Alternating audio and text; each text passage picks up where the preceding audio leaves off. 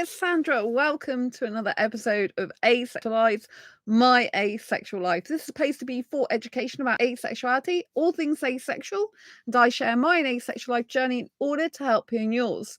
Please subscribe and hit the bell icon so you never miss an episode. So in tonight's episode, as we're going into the new year soon, I want to talk about how to stop living by other people's expectations and start taking back your personal power. Now, as an asexual, have you ever felt ridiculed, left out, lonely, like you can't really be yourself because you're worried about what other people might think or say or do and people's reactions? If this sounds like you, this is an episode you're going to want to stick around for. So, first of all, you need to understand yourself and how you react to other people, what you think about the way people react to you, what you think about other people in conversation and communication with you. You need to understand that you are your own individual person. A lot of people, for example, who've had some childhood trauma, it can mean that you've become very codependent. And codependency is when we rely on other people to give us validation, to tell us what to do, to tell us how to live our lives. And basically, we're living our life through other people. We're living our life through what other people want us to be. And the reason for this, a lot of the time, is fear, because we're fearful of what will happen to us if we don't do what other people say. Some of it's guilt that we don't live up to the expectations of someone else.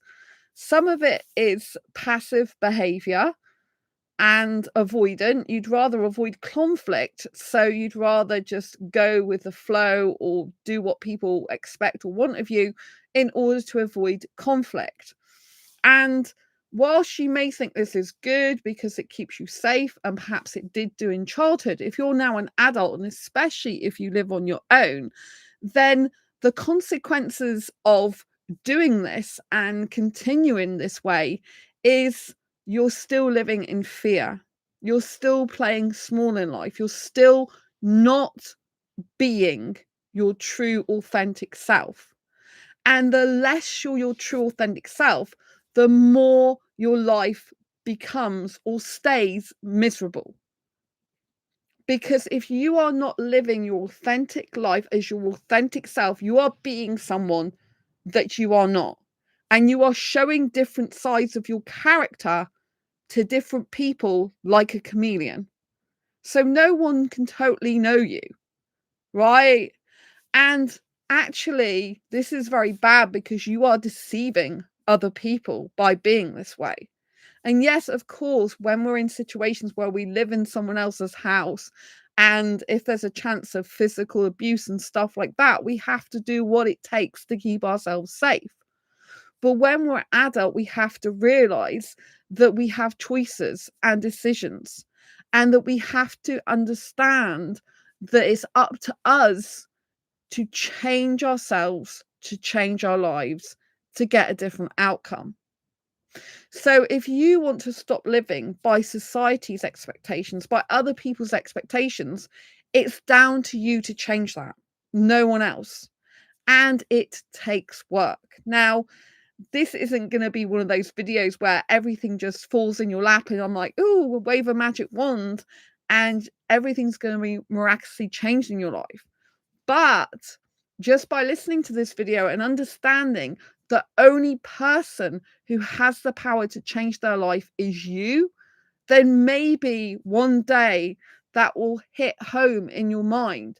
And finally, you'll realize that no one else can change your life for you but you. So as we're going through to a new year, I want you to know this. The only reason other people have power over you is because you allow them to have that power over you. I'm not talking about abuse situations, right? I'm talking about as adults, We may still be scared of what other people think. We may be scared of people's reactions, right? But especially if we live on our own, we don't have to be around those people. If we choose to be around those people, we have to understand there might be consequences, because every action has a reaction. You might not like someone else's reaction, and that's okay. They might not like yours. But you have to understand the only person that can change your life is you. So I'm not going to go into the ins and outs of everything that's happened in my life, but I have been very codependent in the past, and I am an only child, and I wasn't very self-reliant years ago. I used to always have to ask, for example, my parents' opinion about things and stuff like that. And I was not able years ago to actually be on my own. I always had to be in a relationship. That changed in 2012, by the way. So we're now in 2023, the end of 2023, going into 2024 soon. And so I have been free and freeing myself of that for a number of years, right? But what people don't tell you growing up, right? They don't tell you that it takes work to change your own life. You are kind of like thinking that adults are responsible for your life, parents, teachers, grandparents, siblings, aunts, uncles, cousins, doctors, nurses, teachers, people who are your retail customer advisors, all these people, authority figures particularly, we tend to look up to, right? And so whatever someone tells you to do, you usually do, because you want to be towing the line. You want to be seen as not stuck out, not the sore thumb, not the person who's different. But the only way you can change your life and start being your true authentic self, which will mean you don't have to live up to other people's expectations, is by being that sore thumb, is by sticking out, is by being different. That is the only way you free yourself of the life that you're currently leading, if it's making you miserable because you're too worried about what people think and say and do around you. So in order to shed your old self, as in stop giving a fuck about what people think, the only person that can do that is you. And you have to do it knowing that it's going to take work. It's going to take time. It's going to take energy. It's going to take effort. And it's going to be hard work. Because when we grow up throughout the years, we kind of wait for someone to make us happy, don't we? We wait for someone to come along and say nice things to us, give their approval to us, validate us, say what wonderful people we are, say how gorgeous we look, say how beautiful we are, what a great personality. We look for people's praise. We look for external validation. And when we don't get it, it makes us feel small inside. It makes us feel hurt and in pain and emotional upset. So the only way we can change that is stop relying on external sources for our own happiness. If you rely on therapists to make you happy, right? This is not good. You can get therapists to help you to make yourself happy, but you should never be relying on a therapist to make you happy. They are not responsible for you. And as an adult, you are responsible for yourself, no one else, right? So you need to take responsibility of yourself and learn ways to cope and manage on your own, in your own life, in the way that makes you happy. You have to understand that the least you care about what other people think and feel about you, the more you have personal power. And if you're different, if you're weird, if you're crazy, if you stick out like a sore thumb and you hold that as your personal power, then people can't take your power away from you. Because if people call you crazy, just like, hey, I am crazy. People call you weird, I'm like, hey, I'm weird. People call you, oh, you're just a freak. I'm like, fine, I'm a freak. It's better than being boring and just like a chameleon and copying what everyone else does, right? Because the way to unhappiness is just to go and copy what other people do. It's to meet other people's expectations, be a people pleaser, you know? But you know internally that's not making you happy. You have to watch your every move. You have to watch what you say, watch what you do. You can't really show your true authentic self to anyone. You're secret, you're hiding, you're moving yourself away from people. You're living like a hermit because you're too scared. It's okay to be scared, but courage is doing things in the face of being scared. Courage is about being brave, and it's about facing those fears and leading your own life anyway. As you get older, you might realize that the life your parents wish you to lead is not the life you want. So what do you do about this? If you care about your parents, which I'm sure you do, and if it's okay and safe to talk to them, then you go and explain to them, this is who you are. Even if they're going to start arguing with you or shouting, then you still need to be able to be yourself, right? You still need to be able to be who you are. You can't let someone shouting at you stop you from doing that, unless obviously it's unsafe and they're going to physically hurt you or something like that, and you have to move away. But you don't have to stay in the vicinity of someone shouting at you. You know, if you're on the phone, you can put your phone down. If you're in a confined space, you can walk away. If it's unsafe to, then you need to ask yourself the question, do I really need these people in my life? Should I be having these people in my life if I can't live my own life the way I want to live because I have to be doing what they do? Otherwise, I have to face the wrath of them, which is abuse. So sometimes, though, you're going to have family members and friends and stuff that are going to maybe try to argue with you, shout at you, put you down, right? You don't need friends like that in life. They're not your real friends, right? But some people have bad initial reactions.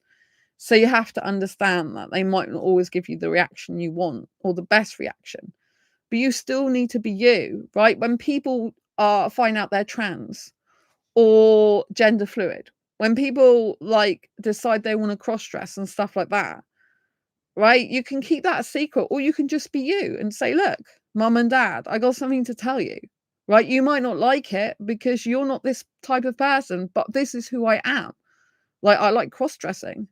I enjoy it. It makes me feel good if you are a cross dresser, Or really, mum, I'm gay and I'm okay with it, and I just wanted to let you know. You have to say it with the dignity and respect of yourself. You have to treat yourself as your own best friend and be your own cheerleader in your life. Because if you are not sticking up for yourself in your life, who the hell is? Right? So you have to learn to be your own best friend, to stick up for yourself and to love yourself, even if no one else does. That is damn hard, I tell you. Right? But you have to know that you are beautiful in your own right. And if you don't feel good about yourself, it's up to you to change that. Right? By saying, oh, I'm this, that, and the other, the same thing over and over again to yourself, you're programming yourself to be that way. And you have to understand that everyone in your life has been conditioning you from birth. Your parents condition you, your grandparents condition you, your cousins, your siblings, your relatives, your teachers, your doctors. Conditioning. What is conditioning? It's programming your mind. It's making you think and believe certain things. And the only reason we change these beliefs is when we see other people and different places and different people and different cultures and different environments and different things happen to us that is not normal to what we would usually experience, because only then can we see something different, because otherwise we haven't known anything different, right? So it's only through exposing yourself to other and different things can you then start to think for yourself, rather than the conditioning that you've been brought up to have. For example, like there's so many people, I got a hair in my mouth, but there's so many people that are in families, for example, like different cultures, where they are literally living the life of their parents and what their parents would want them to be and do, right? And while you may love your parents implicitly, there might be something that finally snaps in you and you realize, my God, what am I doing? This is not the life I want to live, right? I see in a lot of cultures, I know this is very controversial, right? And not everyone's going to agree with me, but there are a lot of cultures, for example, Indian, Pakistani, Bangladesh, Middle Eastern, and in a lot of those cultures, people are brought up to respect their parents, and the respect is basically you have to do what your parents want you to do, otherwise you're not respecting them. Well, that isn't the case. You can respect someone without agreeing with what they want, right? I love my parents dearly and I respect the fact they live a different life to me, but it's no good me trying to make them like me or them trying to make me like them, because we're not the same people. And this is when family tensions rise and when people are always griping at each other, when you won't allow yourselves to be different in a family. This is when it gets codependent and gets very unhealthy. And actually, a lot of these cultures are very codependent. The children do what their parents tell them to do. The children do what jobs usually that their parents want them to do. The children do what, this is as adults though, the children do what education they want, what jobs, qualifications. It's all to do with the parents. And a lot of people in those cultures believe that as the parents, for example, have given birth to them, brought them up, then they owe them something, right? You are entitled to your basic needs. If someone chooses to have children, it's not up to you to owe your whole life to those people that gave birth to you. You don't owe your life to them, right? They chose to have children, and the responsibility of children is that you feed them, you water them, you pay usually for their education if you've got enough money, and you pay for their holidays and stuff like this. This is what goes with the territory, right? You don't owe your family the rest of your life just because they gave birth to you and brought you up for 20 whatever years. You know what I mean? You don't owe them that. This is where it gets toxic and very codependent.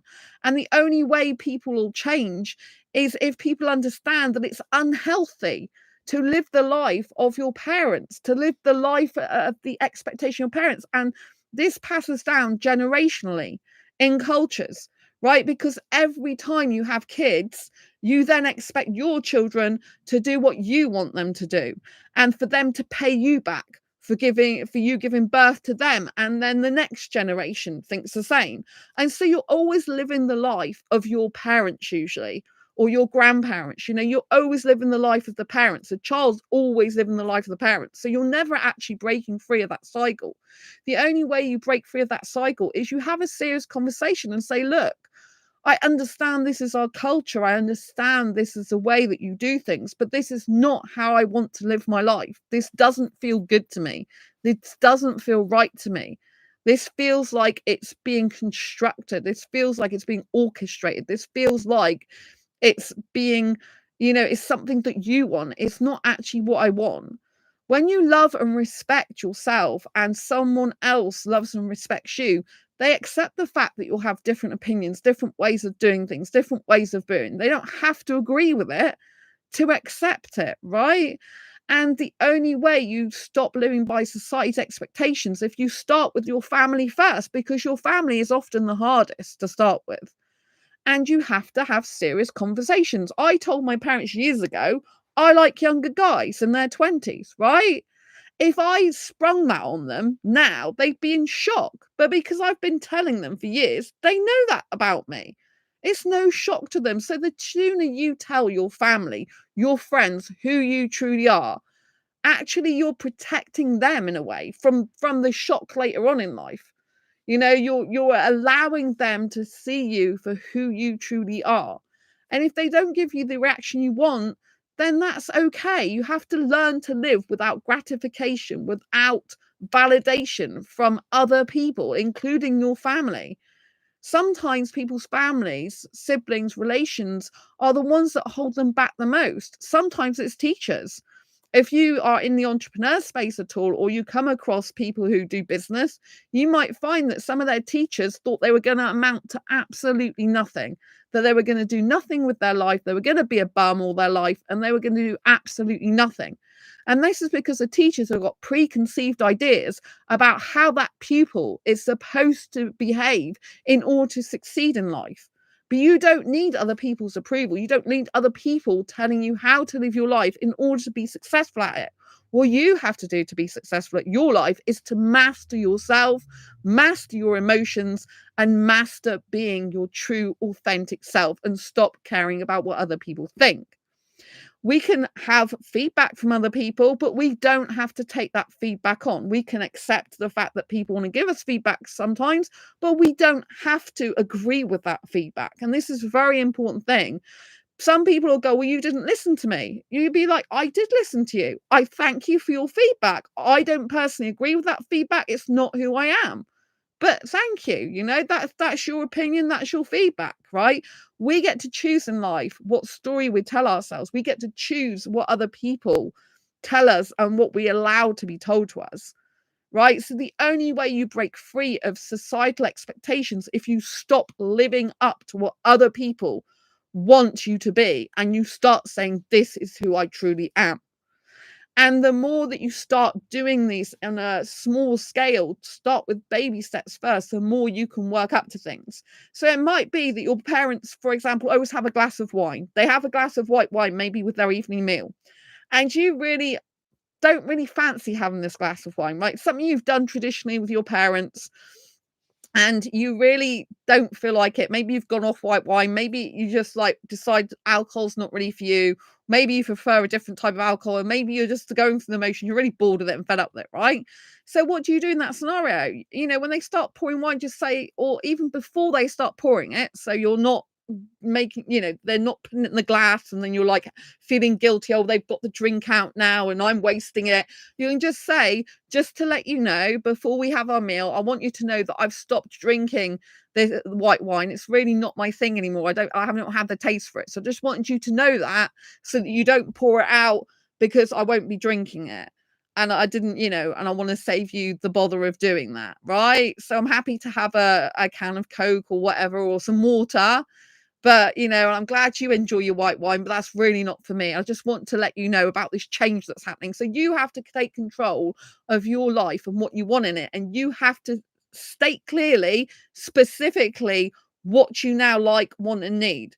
If you become a vegetarian, right, a real vegetarian doesn't then go and eat meat just to pacify someone and please someone, right? That's people pleasing. That's actually a toxic behavior, because you are not being your authentic self. You're doing something to please someone rather than because it's what you believe in, and rather because it's what you want to do. Obviously you can please people naturally because you're doing something other people enjoy you doing. But if you're doing something just to please other people, like you say you're a vegetarian, but really you're eating meat, like you go around your dad's or something, maybe your parents are separated, you go to your dad's and your dad's cooking beef and you don't say anything to him, that's not vegetarian, is it? A vegetarian is someone who doesn't eat meat. It doesn't mean, oh, well, on that one occasion I ate it, but I don't eat the rest of the time. You know what I mean? You've got to put boundaries in place with people, right? And boundaries means you have to put the rules in place of who you are and for your life, and how other people are going to treat you, right? Other people treat you the way you allow them to treat you. So if they are saying stuff to you that you don't like, you then have to correct them, right? If they don't listen to you, you don't stop being who you are.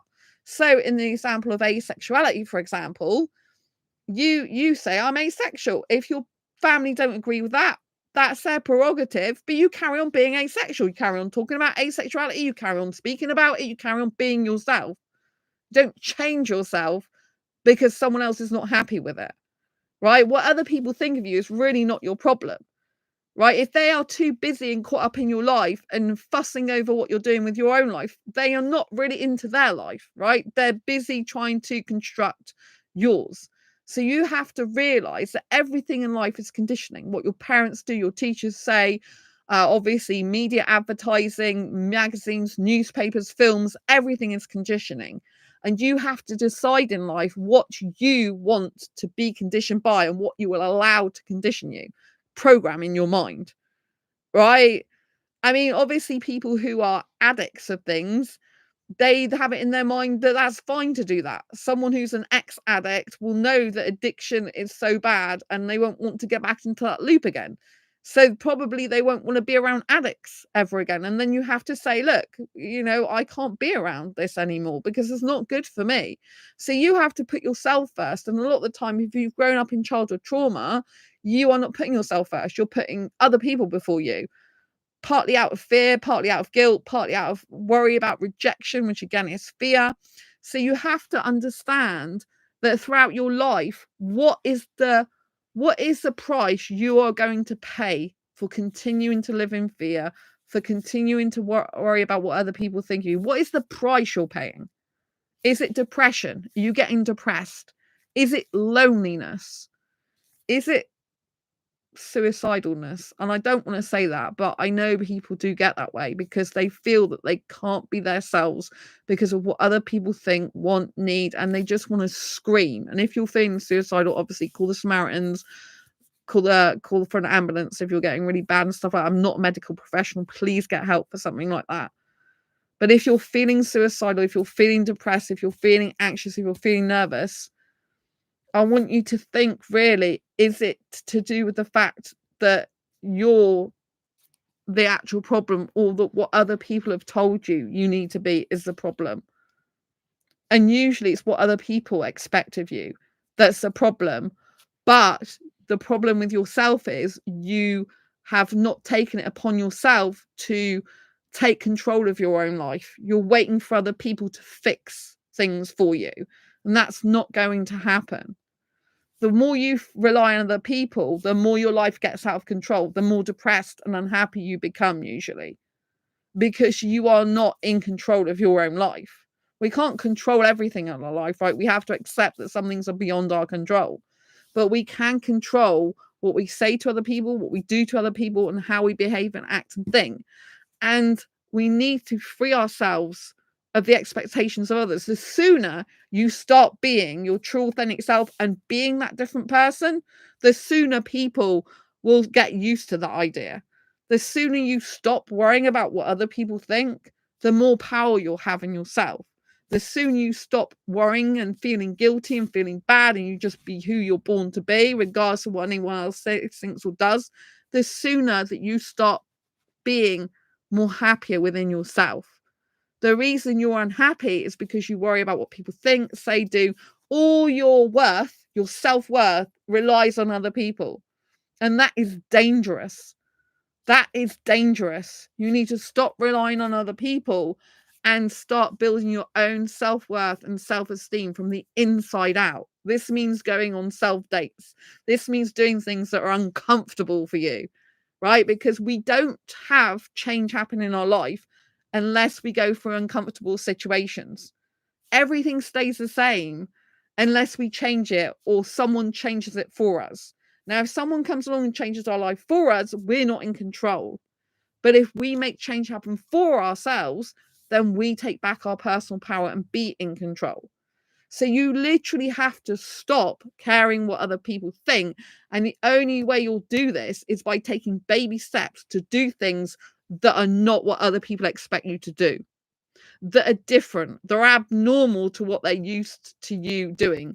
If you're not being your true authentic self, if you're miserable being someone who you're not, if you're struggling to fit in, it's because you're not born to fit in. You're born to stand out. You're born to be different.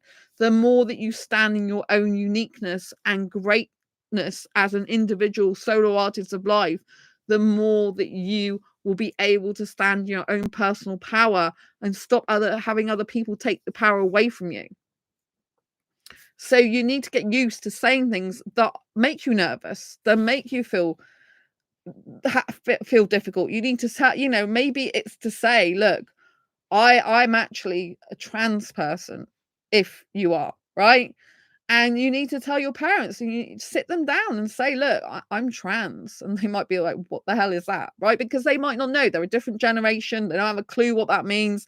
They don't get it. They worry about stuff that is really nothing to worry about, but they don't understand it.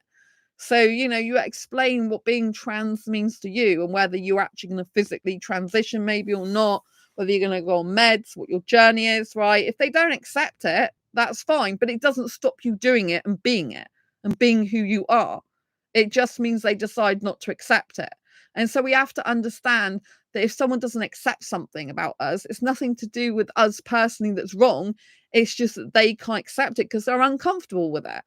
And that's their problem. That's not your problem to take on board. Someone else's uncomfortability about something that you do or say is not your responsibility. It's their responsibility. They own their emotions. You don't own their emotions. It's up to them, right? Obviously, if you're doing horrible stuff and you're hurting someone and that, you need to fix that, right? I'm not talking about doing horrible stuff to people, but just being yourself and saying, "Look, I'm a trans person." If you are, then you hold that power and say, "Look," and if someone's like, "Oh, I don't like those type of people, or I don't understand them, or I don't know why you're speaking like this, it's a phase, blah blah blah," just say, "I'm a trans person. I'm telling you. I'm letting you know. I'm informing you." So you're not allowing that person to interrogate you. You're not allowing that person to put you down. You're not allowing that person to negotiate and bargain with you, right? Do not allow people to negotiate and bargain with you. If they want to have their opinion, that's fine, but you're not up for debate, right? You're not like around a political table where your whole sexuality or your gender is up for debate. You are who you are. So you need to speak with authority in who you are and your personal power. But it takes courage to do this. And the way you do this is by coming out as who you are gradually with little bits of information. And the more that you be yourself, the more you build on that, the more you take responsibility for your own life, the more you make your own decisions, the more you don't rely on other people, actually is when you start to feel more comfortable, more confident in life, more happier in life, because you're stopping living up to someone else's dreams and who they want you to be. Like if you're a person who has arranged marriages, for example, in your culture, and you're asexual, you really don't want someone to arrange your marriage, right? Because you're asexual. You need to sit down with your parents and say, "Look, you can thank them. Say, you raised me, you brought me up to be an amazing, incredible person. And I'm glad that you brought me up in the way that I am now, to be able to make my own decisions and be independent. And I thank you so much for that. And what I'd like to tell you is that I understand that our culture is arranged marriage, and I really appreciate the benefits of that. But also, there are some sides that I don't personally like about it.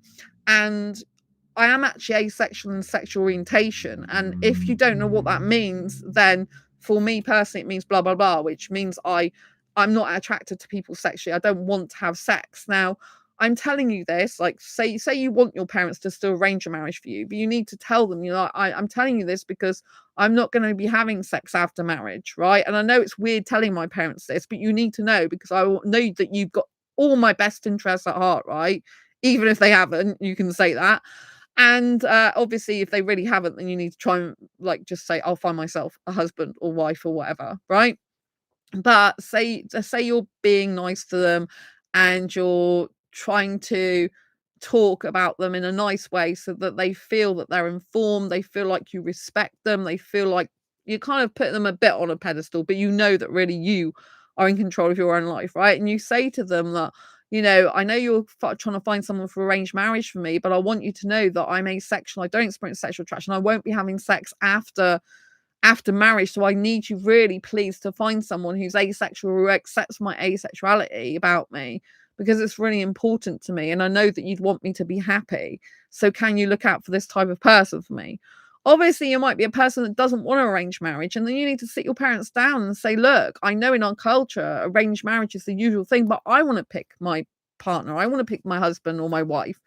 And it's really important to me." And I've learned in an article recently that with Indian culture, for example, divorce rate is so low, it's like 1%, but the amount of people that are having affairs is 50+%, right? So those marriages are not happy, are they? So if your parents want you to be happy, then choosing your own partner is fine.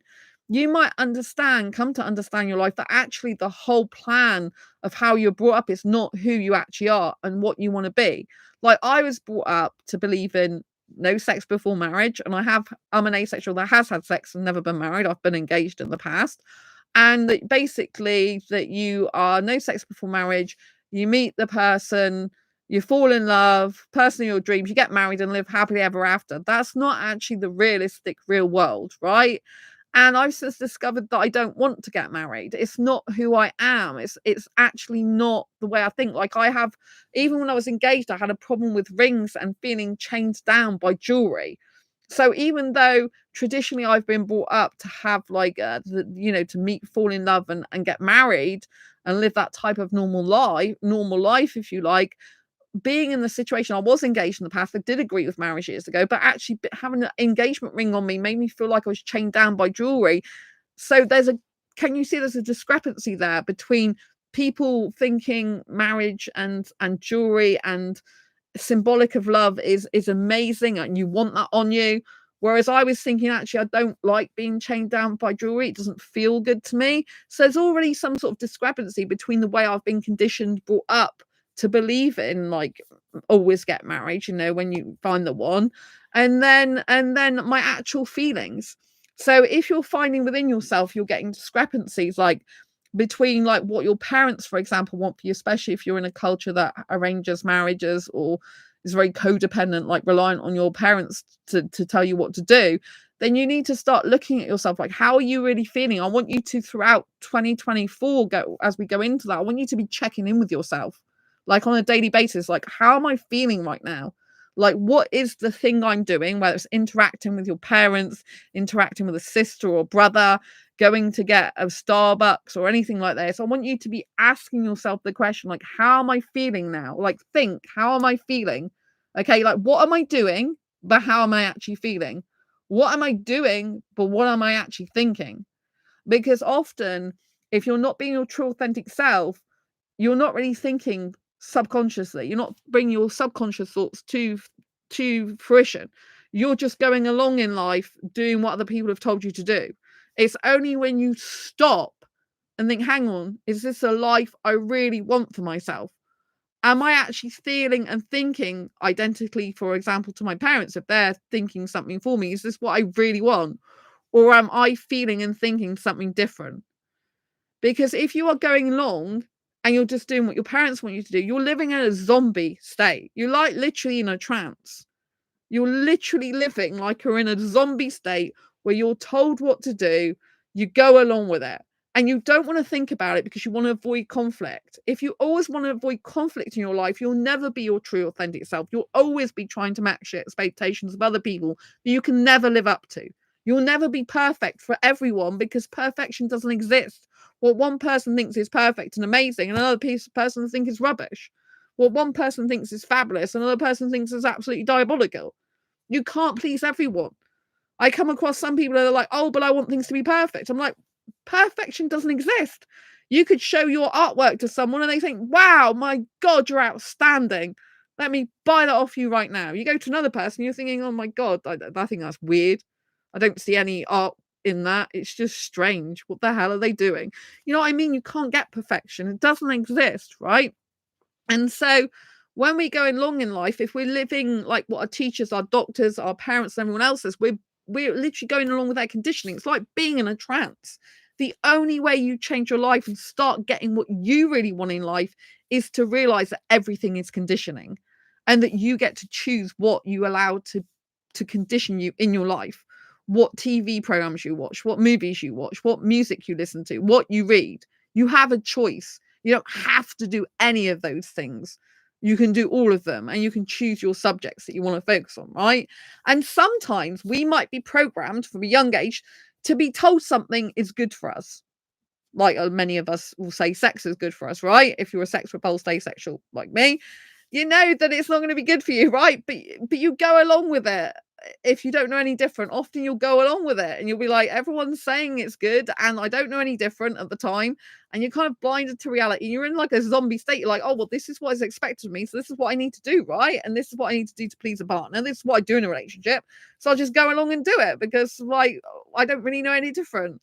And then all of a sudden, one day you wake up thinking, what on earth am I doing? Like, I'm not actually comfortable with this, or I don't really like it that much, or I'm not really into it. But where does that leave me? Because I've been conditioned for years to believe this is normal, or this is what everyone wants. And you're like, there's a discrepancy here. So I want you to start thinking, this is going to be hard for you if you're not used to this. I want you to start thinking and becoming aware of your own body, especially going through into the new year. And I want you to stop, like, throughout January, every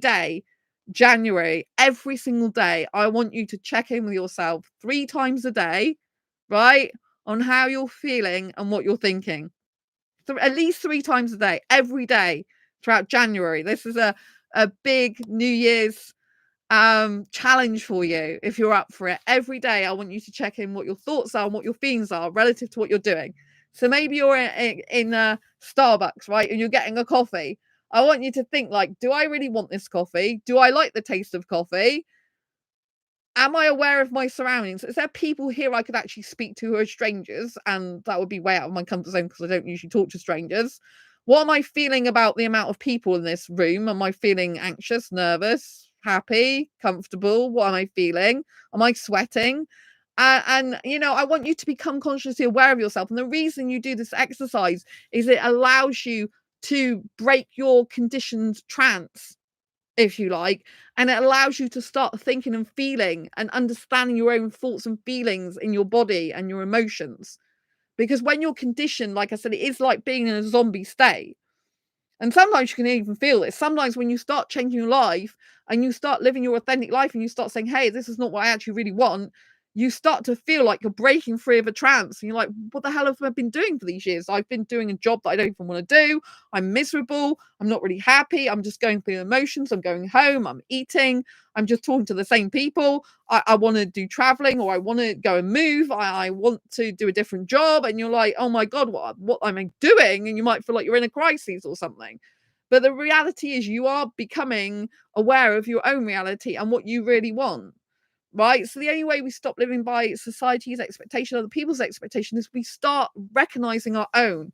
And the only way we start recognizing our own is when we start listening to ourselves, to our intuition, to our heart, to our mind, to our feelings, rather than going through life in the zombie state that people have been programming us to be and behave like. And it starts as well when you have adult conversations with the people you care about that are difficult conversations to have, and say, hey, I know you've got this big plan for me. I know this is what you want for me, but this is not actually what makes me happy. This is not what I want for myself. I know you want me to marry this millionaire. I know you want us to have this amazing apartment, 5 children, 3 dogs, a butler, a maid, and a great big swimming pool. But actually, I just want to have a small house in the middle of the countryside with a farmer for a husband and a few sheep, or something like that. Or actually, I don't want the farm life at all. I'm a city person and I love going out regularly. I'm outgoing. I am actually not suitable or not suited to this farming life that you've raised me to be in, because it's not who I truly am. I don't feel comfortable. It's actually making me miserable. I feel like I'm not really doing much with my life. I want to see what else is out there. You know what I mean? So you can find yourself in a position in life which is chosen for you due to your family background and the circumstances of your parents and your siblings, where life is taking you. But it might be not actually what you want and not making you happy. You might feel depressed and you don't know why, and you're blaming lots of things, but actually it's your environment. It's the way that you have your life now. It's not actually set up to make you succeed, because you are not your parents. You are not your siblings. You're not your teachers. You are not other people. And the sooner you start realizing that you've got to stop living by what other people expect you to live by, and be okay with someone not liking you. Be okay with someone not liking every picture you post on Instagram. Be okay with someone not liking every single item of clothing you have. Be okay with people putting a thumbs down on you. Be okay with people saying, oh, right, well, I don't like that on you. Be okay with that. You have to be okay with rejection. You have to be okay with people saying some negative stuff. Obviously, if they're being nasty, rude, or horrible, then what do? You take your personal power. You say, I do not wish to be spoken to like that. You can either get rid of them completely out of your life, or you can give them a chance to put the situation right, whichever you think is best and appropriate for the situation and person at the time, right? But if we continue to allow people to tell us what to do, they'll come to a point in your life when you look back and you have regrets and you think, what have I been doing? Like, I didn't actually want to do that. Like, some people, for example, have children, and some people love having kids. It's their absolute dream. They love having multiple children. It makes them really happy. And they're like, oh, I've got my dream. I've got all these kids. I love kids. I love spending time with kids. I love being a mother, blah, blah, blah, right? And then you get some other people that even I speak to now, and they're like, well, I never intended to be a mother. It wasn't what I wanted for myself. I just kind of stumbled into it. I just kind of like ended up being a mother, and it wasn't what I had in mind or planned for myself, right? So you have to understand how you feel impacts other people around you. If you're not happy with who you are, you actually have a negative impact on other people. And maybe not immediately, but eventually, or you'll just make yourself entirely miserable to please someone else. So you've got to stop doing that. You've got to be your true authentic self. If you want to be a vegetarian, say, I'm vegetarian now, I don't eat meat. Your parents put meat on your plate. What's this? Oh, it's meat. You love me. I'm not having meat anymore. So you don't eat that. You disrespect me. No, I respect myself and the fact I don't want to eat meat anymore. I appreciate you've cooked it for me, but I already told you I was a vegetarian, and so I don't want the meat. But thank you. And I've cooked that for you now, but I already told you I'm a vegetarian. Obviously, if you didn't say you're a vegetarian, you just lied to your parents or deceived them. That's your problem, right? That's not nice. Offer to pay them for the food. Say, it's okay. I understand you've paid money for this. I'll pay you the money. I'll bring some food next time to replace it. Right? Offer that. An olive branch, right? But you have to stop people from doing things to you that you don't want to be done, and you have to stand your personal power. If you realize that you're transgender, you have to say, look, I'm transgender. It's who I am, whether people accept that or agree with it or not. It's who you are.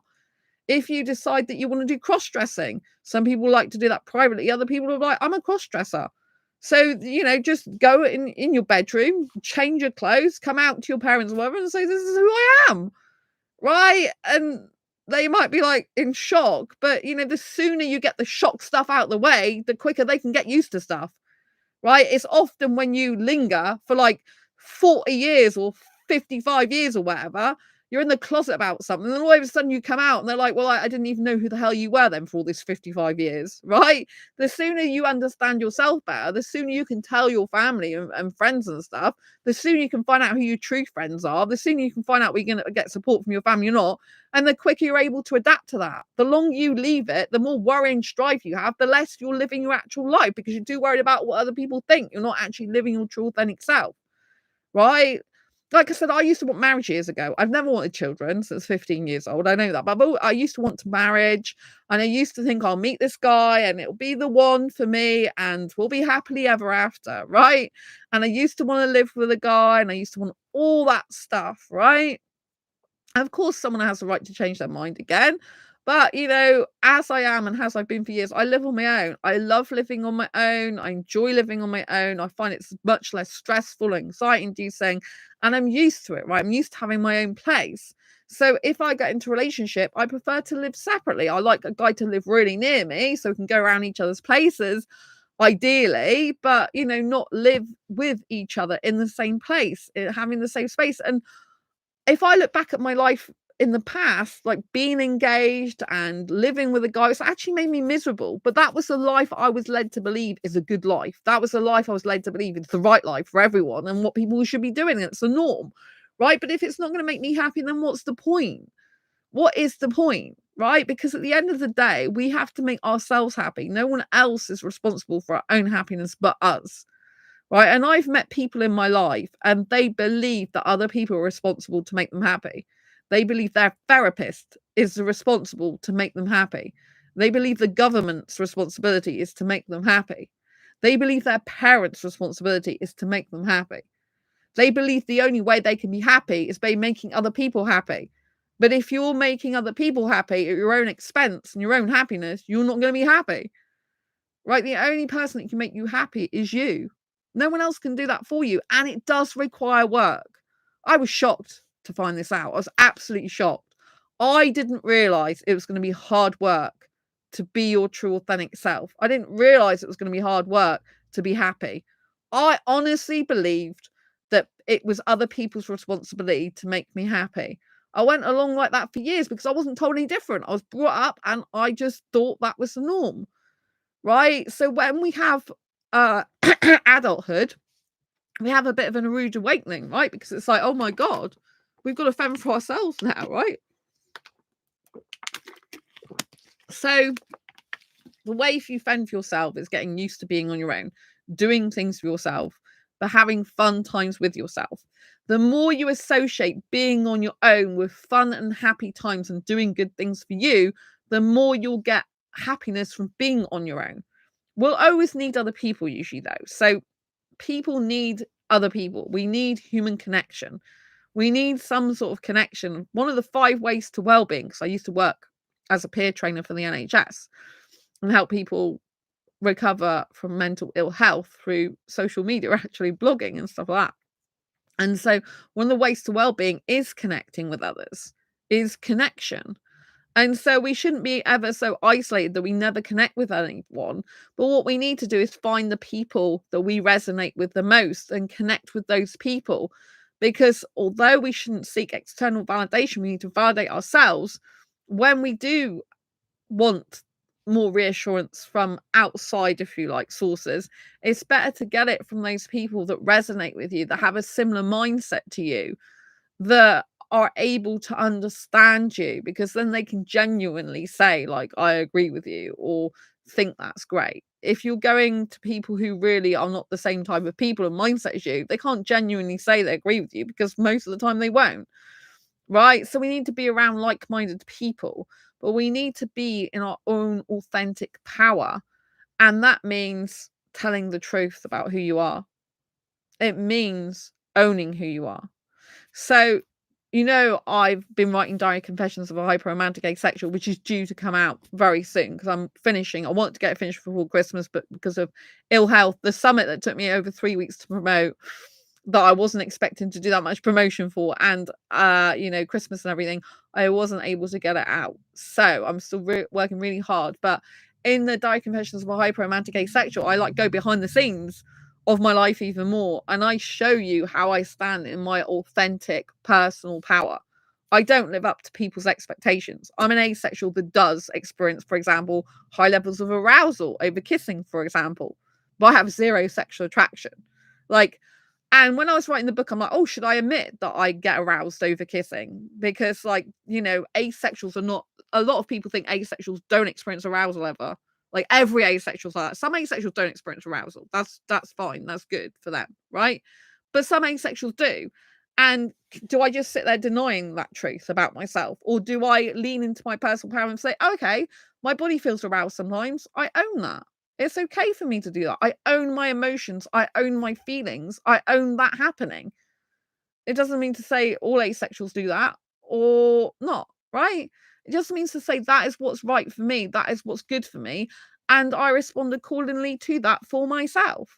I live in that truth. Some people might come along and go, how can you be asexual if you get aroused? Because my arousal isn't for sex. Right? And I still don't experience sexual attraction. I don't look at anyone and want sex with them. My arousal is predominantly for kissing, right? And I want to own that. Why should I be ashamed of whom I am and my feelings and emotions when that's true to me? And by saying that to people, by allowing people to see inside my mind and see inside my thoughts and emotions, I want them to know that it's okay to be who you are. That if you don't fit into the expectations of a typical asexual, for example, that's okay. Just own it. Don't be afraid of it. right? Because when we own things, when we truly are grateful and thankful for who we are and we own who we are, then magic begins. Because when we can be our authentic self, we can show other people that they can be their authentic self, that they can be their true self. They've no need to hide in the shadow of other people anymore, that they can use their beautiful light to come out in the world and be who they are. If you've got a funny nose, so what if you've got a funny nose? If you've got weird earlobes, show them off.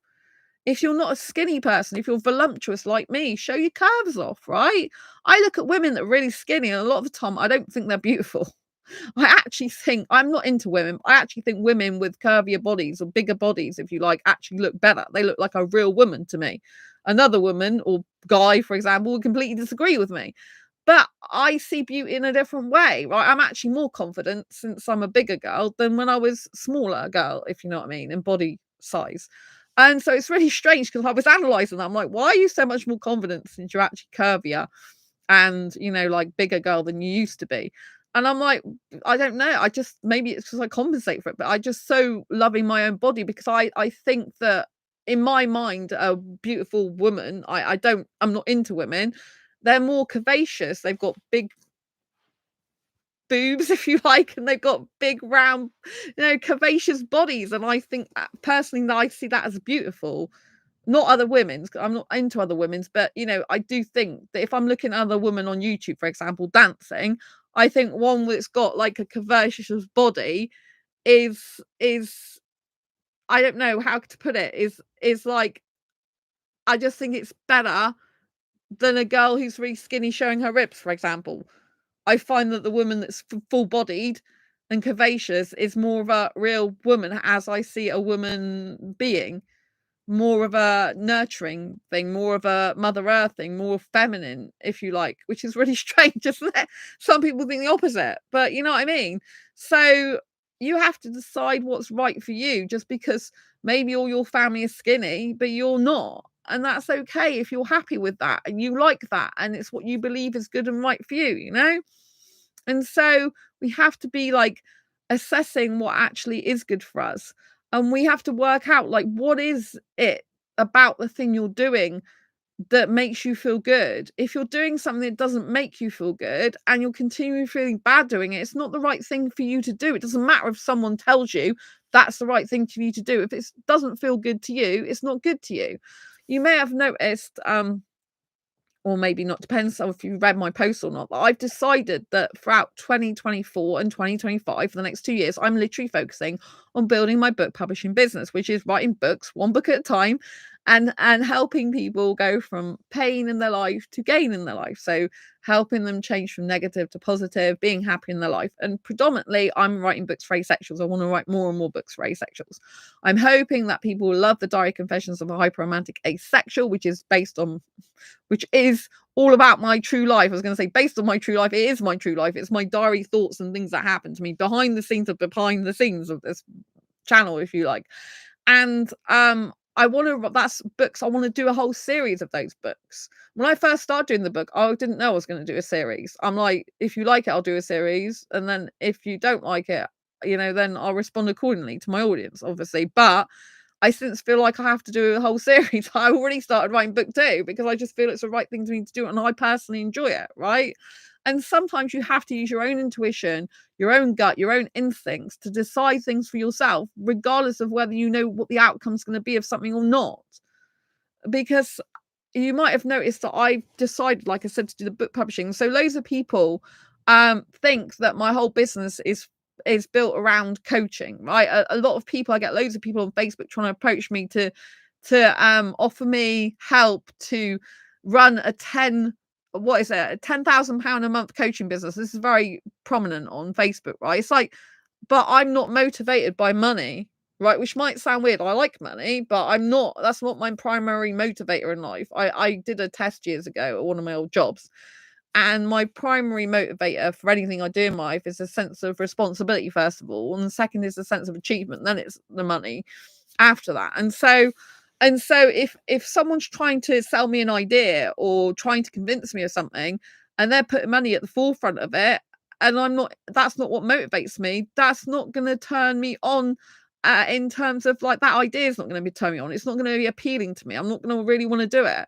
If someone says like, I'm not interested in the £10,000 a month just for the sake of £10,000 a month. I don't want to be. I do coaching. It's something that I want to do with asexuals, but I have limited clients. It's not something I make as my main focus because book publishing and writing books is my sole purpose. And I don't know how much I've said online, but basically the summit, I loved being at Be and Become Summit. Like I loved the opportunity to speak. I was a keynote speaker. It was an amazing experience, but there was a lot more promotion than I expected to do that I originally thought I'd signed up for. And so I did all the promotion, but it stopped me from doing my book writing and publishing. I mean, I hold responsibility for that. So in life, you have to take responsibility for your own actions and your own decisions. I decided to be at the Be and Become Summit. I applied to be a speaker. I wanted the exposure for asexuality. I wanted the exposure as a speaker myself as well. And I wanted all those benefits. But the price of those came at a high cost to me in terms of my health and in terms of my soul, particularly. And I basically was killing my soul off. Now, that's hard to admit, isn't it? I was basically, by the time I'd finished, my voice I'd completely lost. If you didn't already know that, I've still got my voice going off and on sometimes now because I'm still getting all my health back. Or I haven't really rested much recently at all. And so I was basically, by the time I'd finished all that, like 3 weeks of promotion and not doing my writing very much at all, like for at least I think it was the last week, I don't think I even did any or barely any. And I was leaving it. My sole purpose is writing. If I don't write, my soul dies. So it's not like I just want to be a writer. It's like it's in me. It's inbred in me. It's inbuilt into my DNA, if you like. I don't know. Maybe I was a writer in a past life. I don't know. But I know this is a gift from God and the universe and I have to use it, right? And I literally cannot live without writing, right? Asexuality is my closest thing to writing in terms of what I don't ever want to be without. But writing is my ultimate first passion forever because I was doing that before I knew I was asexual and helping asexuals, but it's followed very, very closely by asexuality. Like I wouldn't want to be without my asexual community here, for example. And so, you know, like I actually felt by the end of it that my soul was a 3, that my life battery energy of my soul was a 3. And I was dying inside. I was basically killing my own soul off. It's no person's responsibility but mine, right? I did think that I didn't actually sign up to all the promotion that was then required of me. But obviously I signed up to the thing. I take full responsibility that I decided to be at that. And it was a great opportunity. I learned a lot. And the best opportunity ever was when something becomes painful, when you think it's joyful, but it becomes painful. It teaches you a life lesson. And the life lesson I learned is not to live other people's dreams and to stop doing things that really aren't suitable for me, that they're like other people's dreams rather than my own. And I'm killing my own dream off in the process. And I'm not prioritizing what I really want in my life because everyone said to me, oh, you can't make money full time from being a writer. That's the truth. I don't think I've ever said that out loud on my channel. You know, you have to be doing something else. Like you have to run a coaching business and do writing on top of that. You know, just get booked. That's not who I am, right? And there are people that make full-time living out of being a full-time writer because I see these people. I mean, I'm in self-publishing Titans Masterclass, for example. It's a course I bought. They make their whole living writing, but they do obviously do some teaching and some courses now and some apps and other things. So you could argue they don't just do that, but they were making, I think, 6 figures even without doing a lot of that stuff. So people do live it, but it is hard. They're in the minorities, right? But I can either like carry on with my limiting beliefs thinking, well, people have told me you can't do this and you can't do that.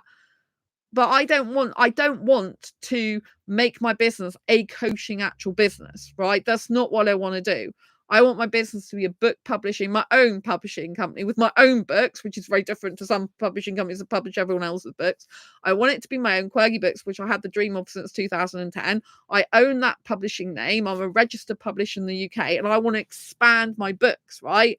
And I've always had this thing in my head. I'm admitting a lot now on this live stream. I always had it in my head that if I just spent 2 years solidly focusing on my book publishing business and growing that, how would it make me feel?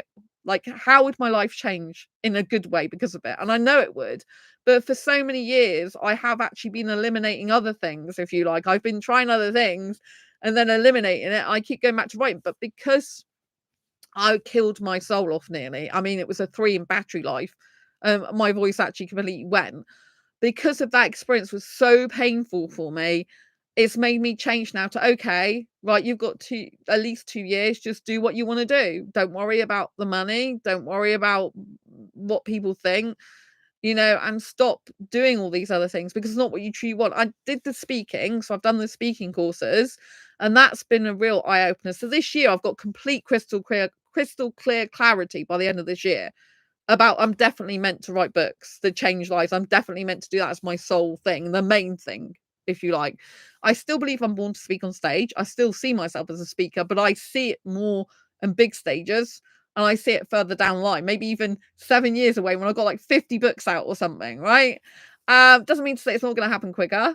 But also, I have applied to do a TEDx talk, which I'm still going to be going ahead and doing. I'm going to go on to the next stage. So, yeah, next year I do still want to do a TEDx talk. So I still want to do some speaking. I still do, like I said, believe I'm born to speak.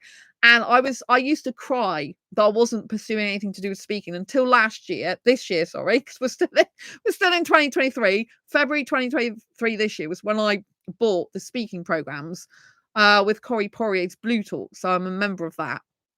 And I've done so much good for asexuals as well as myself doing that and pushed through so many bits, like speaking at Oxford University. This book became a bestseller, even though I published it in 2017. Asexual Perspectives, grab a copy if you haven't already.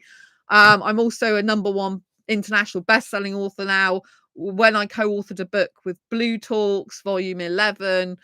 And so, and doing the summit, being a keynote speaker at the Become Summit is amazing, and I've been on the James Miller's podcast, Lifeology, actual radio show, and he broadcast the episode to over 3 million people. I mean, that's huge for asexuality. Sense of Soul, she has over 1 million downloads on her show overall, and I got to be on her podcast, which is amazing. Lovely person. Her son's actually asexual as well. And so I met these people like James and Shanna from Sense of Soul. I met them through doing podcasting pitching in front of everyone at Blue Talks, right? Experts Bootcamp. And so all these opportunities have been fabulous. The amount of stuff I've achieved this year is incredible. I've like 10x my productivity, but at the same time, I've been doing less of the things that I enjoy, haven't been self-dating hardly ever, haven't been out to the cinema for a long time, been working my ass off, been not getting much sleep, been getting iller.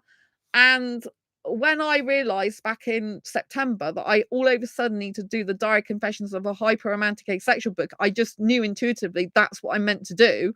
I started doing that in September, and now I've nearly finished it all, and I wanted to publish it before Christmas, but it's going to be after Christmas, obviously, because it is after Christmas already.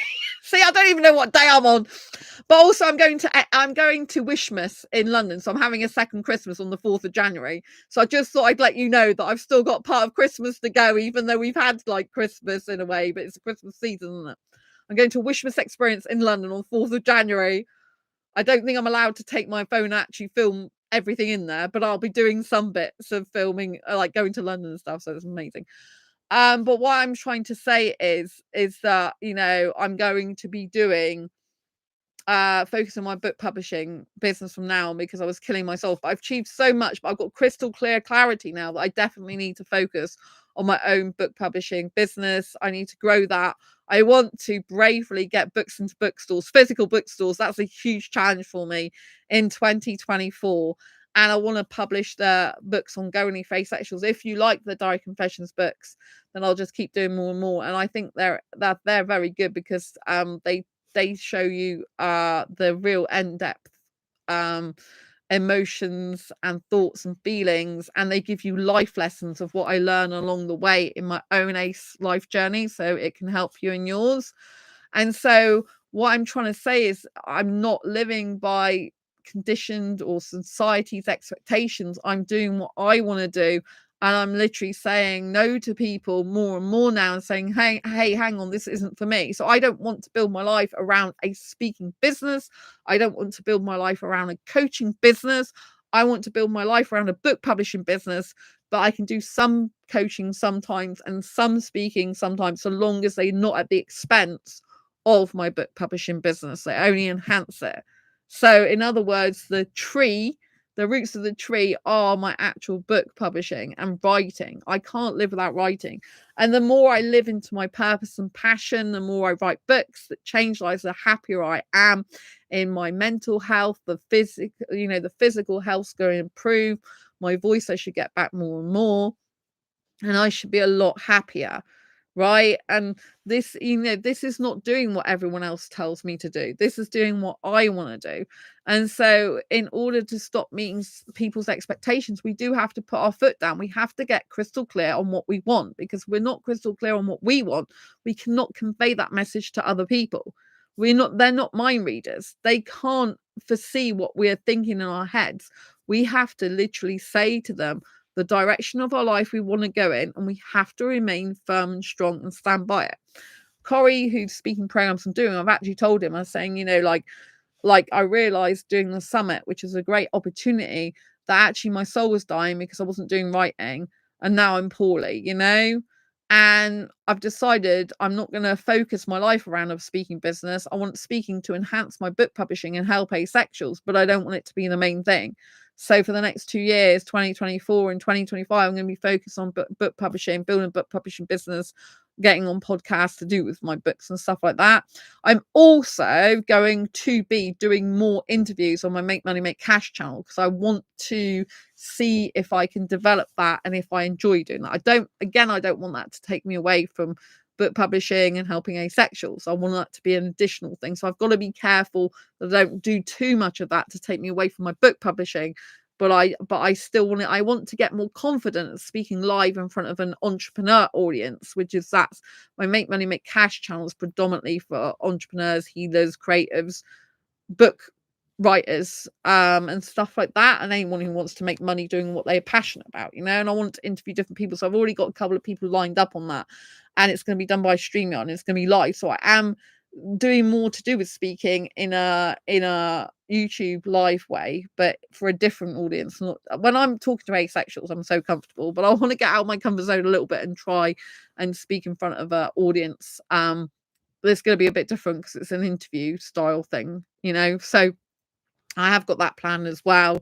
I've started putting that into action as well. So I've got a new coaching client for January. So don't get me wrong, I do. If there's asexuals that want my help and want my coaching, I can help a lot of asexuals.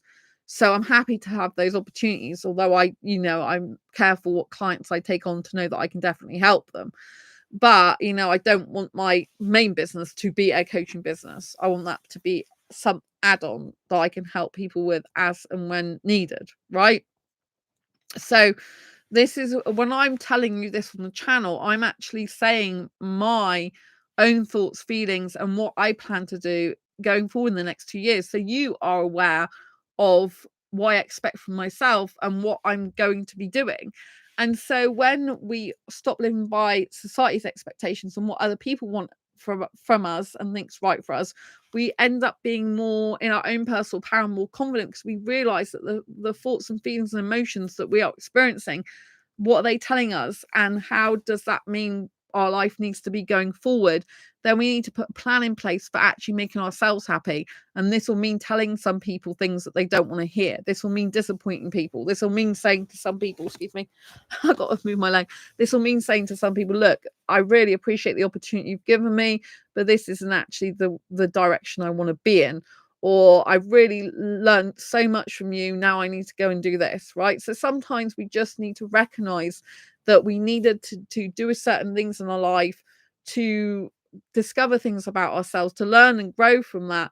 But actually, we need to be going in a different direction. And so I think it's very important to do self-reflection work, right? Because only when you self-reflect and really get to know yourself and are able to say, okay, if this person walks away from me, I'm okay with that. Because if they don't like me for who I am and they want me to live their life, then then I'm not having any part of that, because it's not making me happy. So you've got to get to the stage in life where that you're okay with someone walking away from you. You're okay if they leave your life. You're okay if they disapprove of you. You're okay if they are not saying you're great and everything. Because once you don't care what they think, then you can do what the hell you want in your life, be a lot happier because of it, right? And I will not allow my soul to die ever again like that. It's so painful, like literally. It's been so difficult. So I'm getting myself back on track now. My health still isn't 100%. I've had eye problem,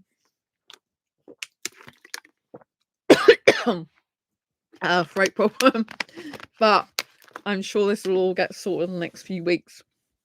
So yes, I hope you found this video useful, helpful, insightful. If you have, please pop a thumbs up. Don't forget to share this video. Look at the fireworks! Yay! Live fireworks! Don't forget to share this video with anyone who needs to hear it. Don't forget to subscribe if you haven't already, because there's lots of people watch this channel, but they're not actually subscribed. So please make sure you subscribe and hit the bell icon so you never miss an episode. And yes, I'm going to love you and leave you for now. Happy New Year already, even though we're still on the 30th of December. So it's coming up soon. And don't forget to do what I said with the challenge is every day throughout January, every day, 3 times at least a day, I want you to check in with yourself about how are you thinking, how are you feeling, like, what are you thinking, should I say, and how are you feeling? Write it down in a journal or diary. Like, I went into Starbucks, I felt this, I thought this, or I saw this friend, I felt this, I thought this, because you're then going to start to know and learn what your actual thoughts and feelings are and your emotions and where they're matching up to what you're saying to the other person, your actions. Like, if someone's doing something you don't like and you didn't say anything, you'll notice, like, actually, I was feeling really bad and I didn't want to say anything. But then, you know, you'll have to say something sometimes, even if it's uncomfortable, to actually live in your own personal power. Because your own personal power is standing by yourself, sticking up for yourself, being your own best cheerleader and doing what's best for you, regardless of what anyone else says, thinks, or does, and just loving who you are. Anyway, take care, lots of love, and I'll see you soon in the next video live stream. Bye.